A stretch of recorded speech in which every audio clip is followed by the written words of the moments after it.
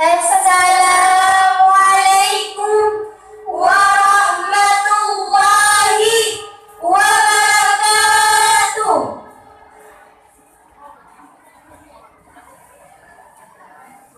Alhamdulillahi rabbil alamin wa bihi nasta'in ala umurid dunya waddin wa ala alihi wa sahbihi ajma'in. Amma ba'du. Bukan permata yang paling indah, bukan nyanyian lagu yang paling merdu, bukan pula cinta yang menggetarkan kalbu. Lantas apa? Memuja dan memuji Al-Ghaffar yang patut disembah, Al-Jabbar yang patut dipuji. Dialah Sang Khalid yang menciptakan keelokan sifat, kecantikan rupa, kewarasan pikiran, sehingga kita menjadi insan sekamil ini.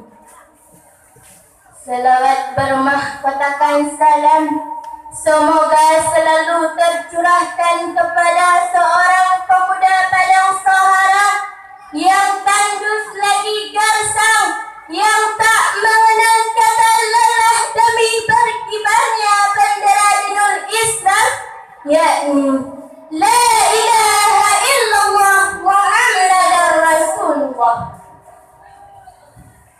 Beliau adalah seorang anak yatim piatu yang tak mempunyai ayah dan ibu, yang bertitel Habibullah, yang berpangkat Rasulullah.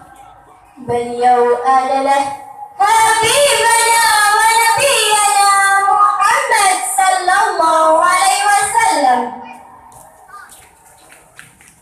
Kata-kata ta'zim wal ikraman kami kepada Al-Mukarram Al-Fadil Abuya di Lampung Pala, Walid beserta abang di Jadbada, Allahumma fillahu. Kata-kata ta'zim wal ikraman kami kepada ayah di Banda Aceh. Kata-kata penghormatan kami kepada seluruh dewan guru yang masih bernaung di bawah payung Darus Sa'dah, dan juga kepada seluruh dewan hakim yang arif lagi bijaksana, dan yang teristimewa sekali kepada seluruh hadirin dan hadirat sebangsa dan seagama yang kami muliakan. Hadirin dan hadirat yang dirahmati Allah, saat Umar bin Khattab radhiyallahu anhu terpilih sebagai Amirul Mukminin atau Khalifah, beliau berpidato di hadapan rakyatnya, "Saudara-saudara, saya telah terpilih menjadi Khalifah. Bila ada kebenaran dari saya, ikutilah. Sebab saya tidak segan-segan meluruskan dan menegakkan kebenaran yang disarankan dengan pedoman saya ini. Dan bila saudara-saudara melihat kesalahan dalam diri saya, tolong ingatkan saya bila perlu pakai pedang sekalipun." Semua masa terpatuh dalam keheningan itu. Seorang pemuda mengangkat tangannya dengan memegang sebilah pedang seraya berkata, "Hai Umar sang Khalifah Amirul Mukminin, aku bersedia mengikuti kebenaran yang Anda tegakkan. Namun, aku pun siap melurus dan merebut kebenaran yang Anda serambikan dan menentui."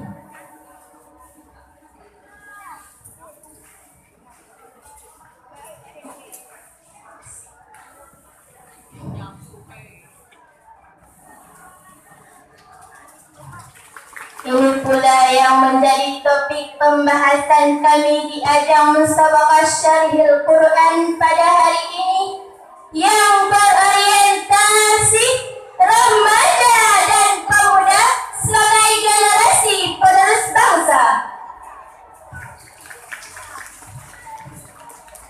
Subhanahu wa taala berfirman dalam Al-Quran surah Al-Kahfi ayat 13 yang akan dilantunkan oleh sang qari'ah kami berikut ini.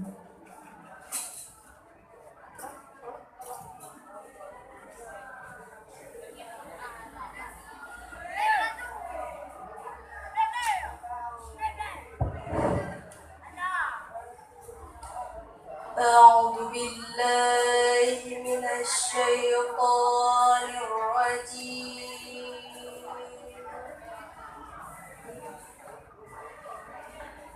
بسم الله الرحمن الرحيم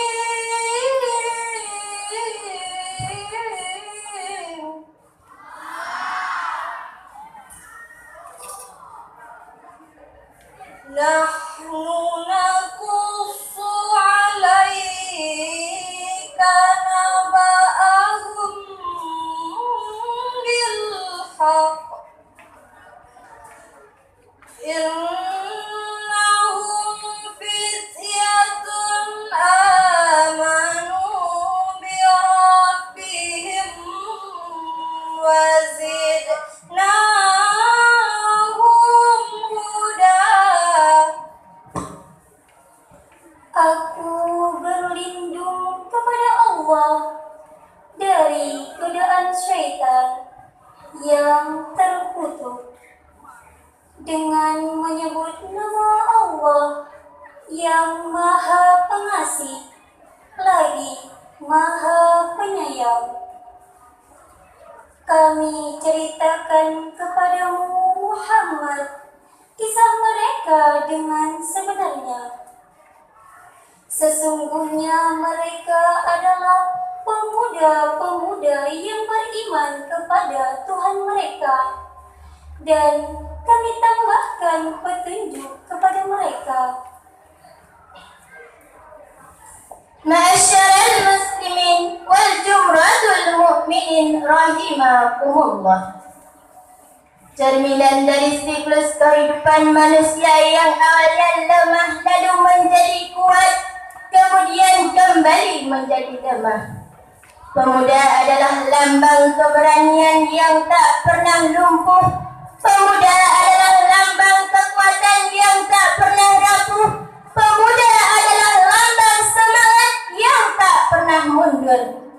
Karena pemuda mempunyai peran yang jitu dan mempunyai potensi serta energi yang besar dan dapat dibanggakan. Pantas kalau sang tokoh berbangsa Indonesia. Insinyur Soekarno pernah menyatakan, berikan aku 1000 orang tua, niscaya ku cabut semen dari akarnya. Dan berikan aku 1 pemuda, niscaya ku goncangkan dunia.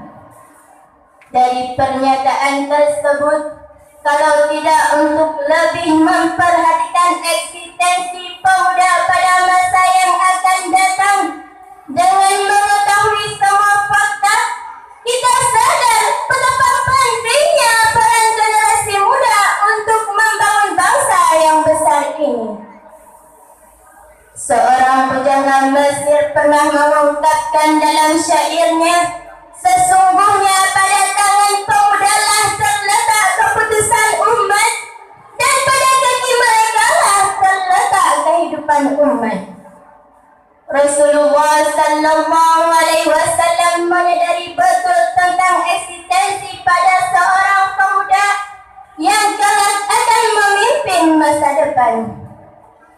Hal ini dibuktikan dengan diangkatnya Usamah bin Zaid oleh Rasulullah sallallahu alaihi wasallam sebagai panglima perang untuk menghadapi Romawi, sementara usianya masih relatif muda, yakni baru berusia 18 tahun. Allah Subhanahu wa taala juga berfirman dalam Al-Quran surah An-Nisa ayat 9 yang akan dilantunkan oleh sang qari'ah kami berikut ini. وَلْيَخْشَى الَّذِينَ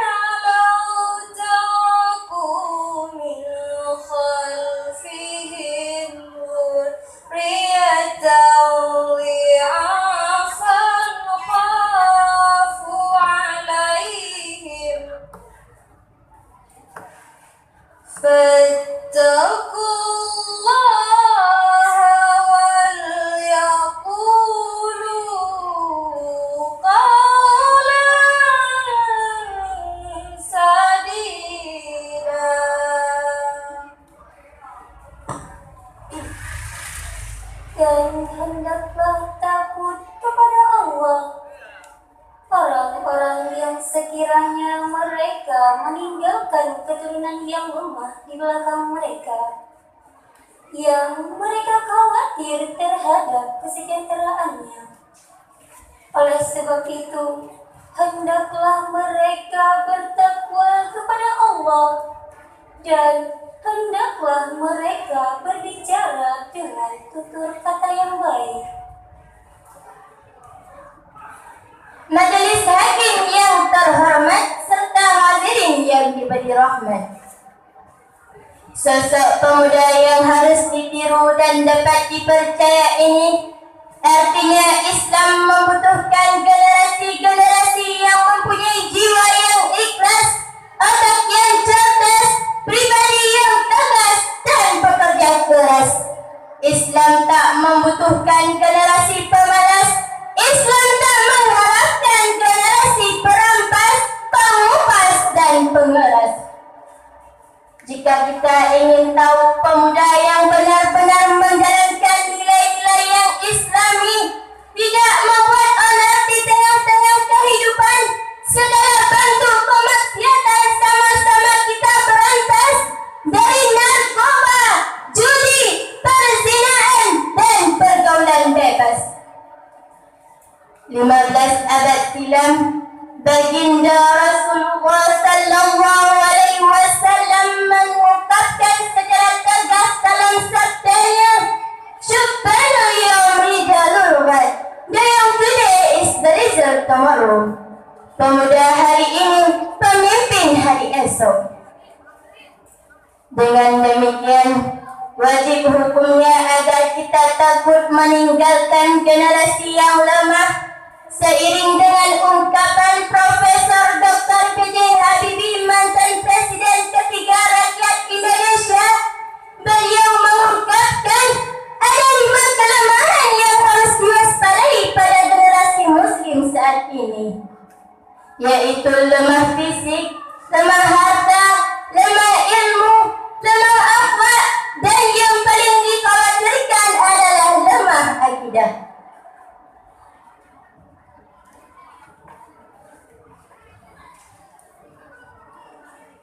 Wahai pemuda harapan bangsa dan pemudi Kuntum Melati, ambil sampanmu arungi lautan, padah pandayumu, tanganmu kayuhkan, robek layarmu, bajumu gunakan, pecah sampanmu renangi lautan demi mencapai pulau idaman. Hadirin dan hadirat yang kami muliakan, dari syarahan singkat kami tadi, dapatlah kita ambil kesimpulan yang pertama, pemuda adalah penentu majunya sebuah negara, kerana pada tangan pemuda lah terletak keputusan umat, dan pada kaki mereka lah terletak kehidupan umat. Yang kedua, Islam membutuhkan generasi-generasi yang mempunyai jiwa yang ikhlas, otak yang cerdas, pribadi yang tegas dan pekerja keras. Islam tak membutuhkan generasi pemalas. Islam tak mengharapkan generasi perampas, penguras dan pengeras. Cukup sekian dari kami. Kami akhiri dengan Sadaqallahul Azim. Maha benar Allah atas segala firman-firman-Nya. singa mengaum di pegunungan, si bel lari ketakutan. Mohon maaf atas kesalahan.